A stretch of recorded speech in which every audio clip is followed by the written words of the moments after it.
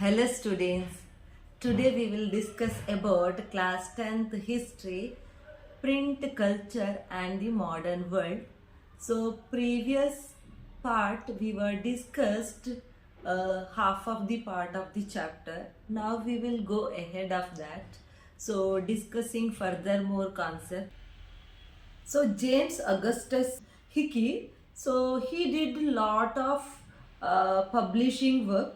So he published a lot of advertisement, including those that related to import and sale of slaves, and even he started or he published a lot of gossip about companies. Means in those time in our country East India Company was functioning. It's not only gossip about the company, even senior officials gossips. These all the things he published in a newspaper and his magazines. So enraged by this, or this governor General Warren Hastings become very furious regarding that. Then he harassed him and forced him to leave the country. Next, we will talk about religious reforms and public debates. So, this print media influenced a lot among the people. So, people started discussing, debating on the religious issues and religious matters. It encouraged to have new ideas. So, new ideas emerged due to the print media. So, intense controversies between social and religious reformers. So there are the major religious reformers came up in this period of time, maybe Rajaram Mohan Rai or other. Okay, so they also started writing so many ideas, criticizing many religious practices. Ideas were printed in local languages, especially Bengal. So many more people started printing, publishing in Bengal language. So Rajaram Mohan Rai published Samad Kaumudi in the year 1821. So in that counter, Hindu Orthodox people, they countered thought of Raja Ram Mohan Rai. So they are also published, that is Samachar Chandrika, to oppose the idea of Raja Ram Mohan Rai. So Persian newspaper Jam-i Jahan Nama or Samshul Akbar published in 1822. Bombay Samachar, a well-known Gujarati newspaper, also started in this period of time 1822. So these are the major changes happened in our country due to the print media. In North India, the ulama were deeply anxious or deeply worried about the collapse of Mughal dynasties. So they feared that colonial rulers would encourage conversion of their people and change the Muslim personal laws. To encounter this, they used cheap lithographic presses to publish Persian and Urdu translation of holy scriptures and printed religious newspapers and tracts. The Deoband Seminary, okay, the Deoband Seminary, founded in 1867, published thousands upon thousands of fatwas telling Muslim leaders how to conduct themselves in their everyday lives and explaining the meaning of the Islamic doctrine. So this is the major change or effect of the Muslims' worries. Among Hindus too, print encouraged reading of religious texts, especially in the vernacular language. The first printed edition of the Ramacharita of Tulsidas, a 16th century text, came out from Calcutta in 1810. By the mid 19th century, cheap lithographic editions flooded North Indian markets.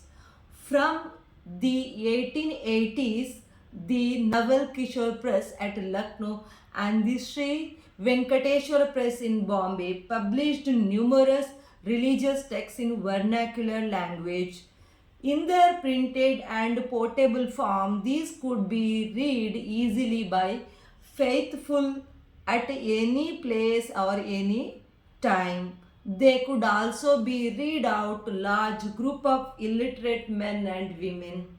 So now what are the major effect of the print media in our country? So most importantly, religious texts therefore reached a very wide circulation, or major number of people were able to read and even write due to the print media. So it encouraged discussions, debates and controversies within and among the different religion groups. Print did not only stimulate the publication of conflicting opinions among the communities, but it also connected communities and people in different parts of India. Newspaper conveyed news from one place to another to creating pan-Indian identities. Till date, the news's concepts, ideas were only applicable to some areas or some place, and it was there within the some range of that place. But now the concepts, ideas are able to reach northern part to southern region, east to west, and it like a we can say that India was able to get connected, or we can say collective identity due to the print media. Now we will talk about new forms of publication.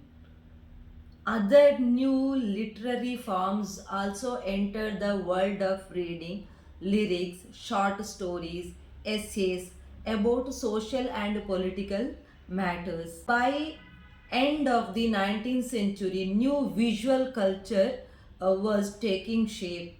With the setting up of an increasing number of printing presses, visual images could be easily reproduced in multiple copies.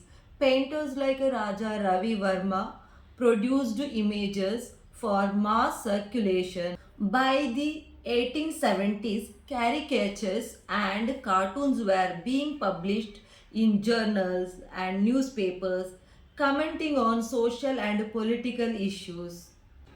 Women and print. Women's reading habit increased in middle class homes.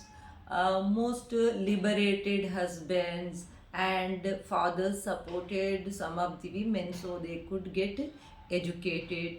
So, liberal husbands, or we can say that free minded husbands, educated women folks.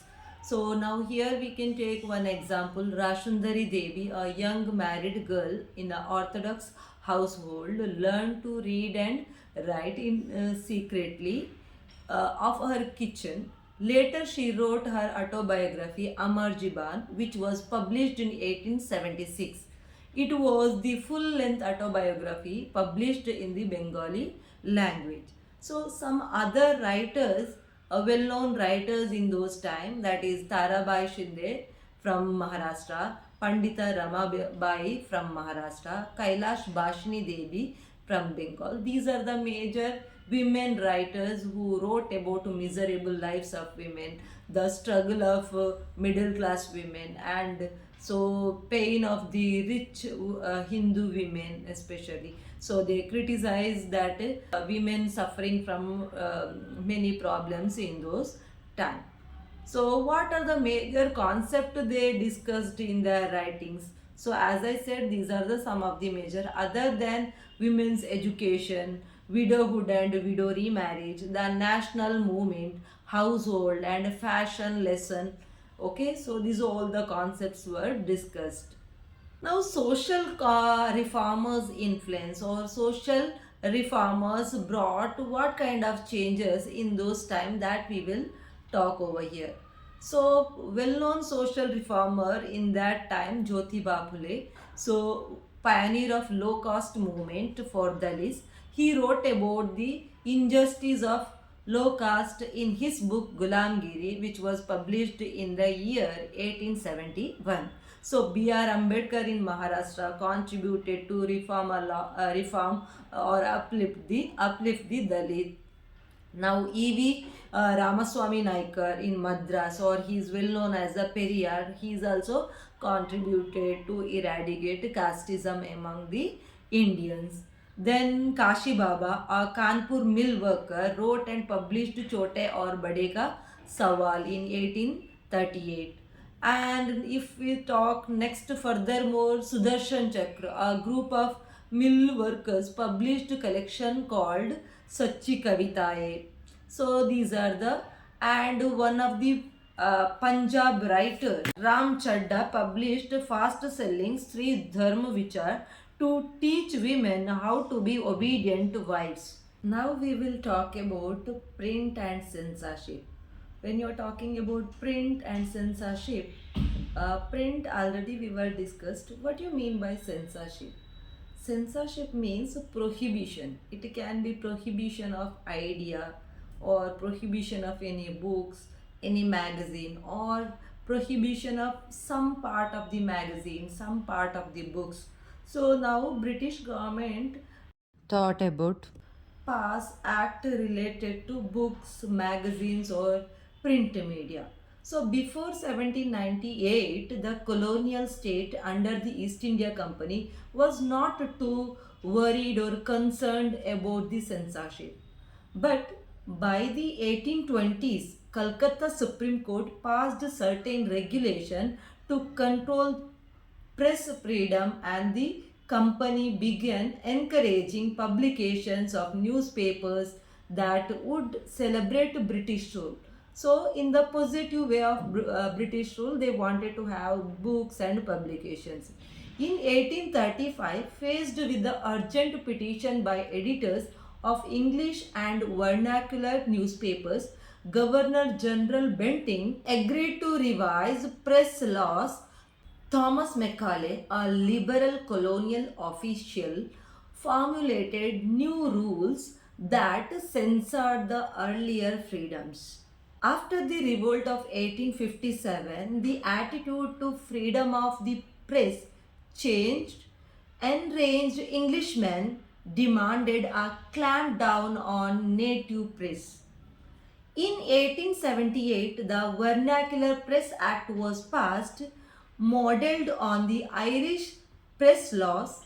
It provided the government with extensive rights to censor reports and editorials in the vernacular press.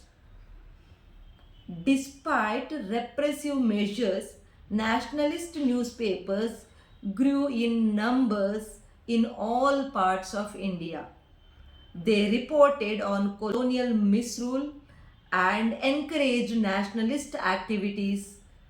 Attempts to attack nationalist criticism provoked military protests. This is in turn led to renewed cycle of persecution and protest. When Punjab revolutionaries were deported in 1907, Balagangadhar Tilak wrote with great sympathy about them in his Kesari. This led to his imprisonment in 1908, provoking in turn widespread protest all over India. So this is what major effect of Vernacular Press Act, which was passed by the British government in the year 1878. So first of all, when you are saying Vernacular Press Act, vernacular means local language. They want to have control on print and circulation of the local language. So people used to give information, the British government's misrule and all in their local language. So the challenge over here, Britishers were not able to read and write or understand the local concept. That messages used to reach to the people like a wildfire. So they wanted to have control on it. So that's what they passed Vernacular Press Act. This is control on or prohibition on local language print media or local language print concept. This is all about print culture and modern world. So we will end up our concept over here. So if you have any doubt, please write below, okay? Mention in comment section, so I will try to solve your problem. Thank you. Bye.